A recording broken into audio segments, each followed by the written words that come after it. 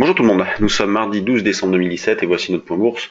Aux États-Unis, le calendrier commence à se préciser pour la réforme fiscale. Donald Trump devrait d'ailleurs prendre position sur le dossier mercredi afin qu'un vote puisse être effectué vendredi, aussi bien par la Chambre de représentants que le Sénat.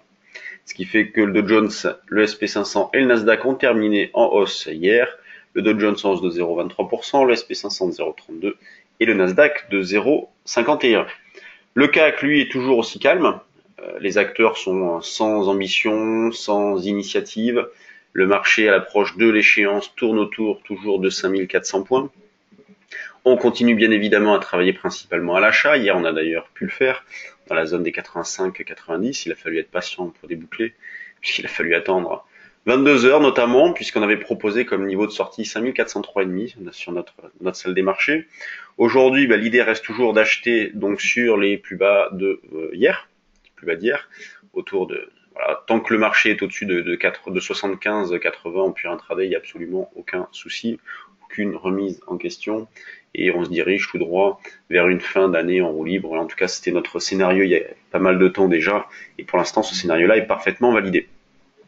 Le DAX, lui, sa zone d'achat a déjà été faite puisqu'elle se situe au-dessus de 13 115 pour jouer, pareil, la même figure que sur le CAC, un double appui avec les niveaux d'hier. Sur le DAX d'hier, d'ailleurs, on a fait pas mal d'écarts. Vous voyez, on a acheté à plusieurs reprises. Le DAX a bougé davantage que le CAC. Vous voyez, par exemple, on avait proposé un achat donc avant l'ouverture à 13 153,5, un niveau qui a été atteint. On a pu faire un petit écart, il y a eu un point de rebond tout de suite. Ensuite, 43,5 le double appui que l'on a joué. Pareil, il y a eu une vingtaine de rebonds dans la foulée. Donc c'était plutôt une journée sympa sur le DAX hier. Sur le CAC, c'était un petit peu plus calme. L'euro-dollar, lui, a toujours un biais en cours qui est haussier. On peut pas vraiment parler de tendance, donc on va parler de biais.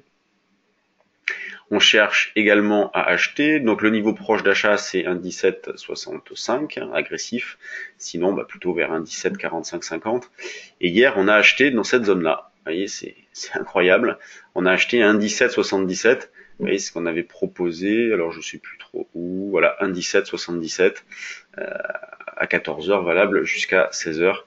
Donc c'était parfait. D'ailleurs, vous voyez, le niveau a été fait vers 15 heures. Donc le rebond a été rapide. C'était très propre. Sur les actions, il y a pas mal de news ce matin. On a Atos qui lance une OPA amicale mais non sollicitée sur Gemalto à 46 €, soit une prime de 40% sur les cours d'hier soir. On a Compagnie des Alpes qui a publié les chiffres au-dessus des attentes. On a la Food and Drug Administration qui a annoncé qu'elle avait approuvé le traitement contre le diabète de Sanofi.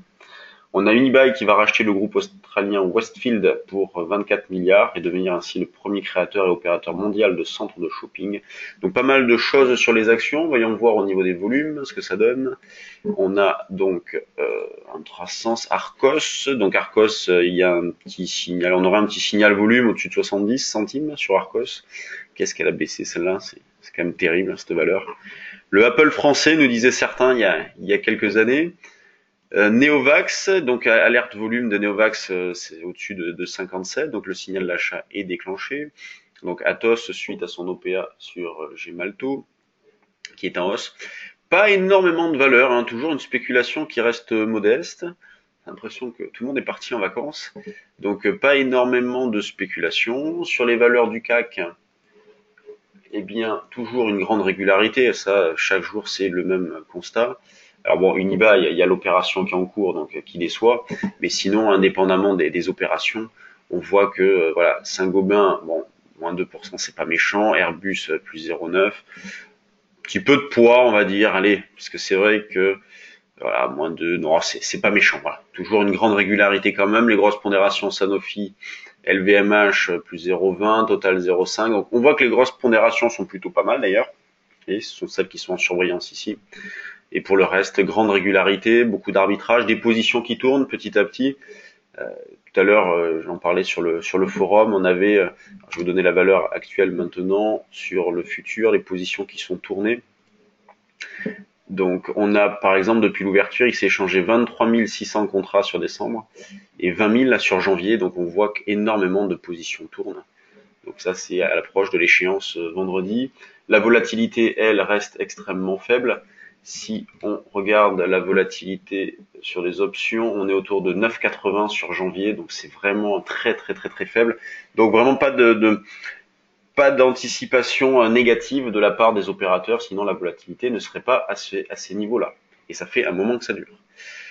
Bonne séance à tous. Donc je le rappelle, hein, on organise un day trading live jeudi matin, donc 8h45, 12h45. Pour ceux qui voudraient passer quelques heures de trading en notre compagnie, vous êtes les bienvenus. C'est sur inscription et vous avez le lien sur notre site internet ou en dessous de la vidéo.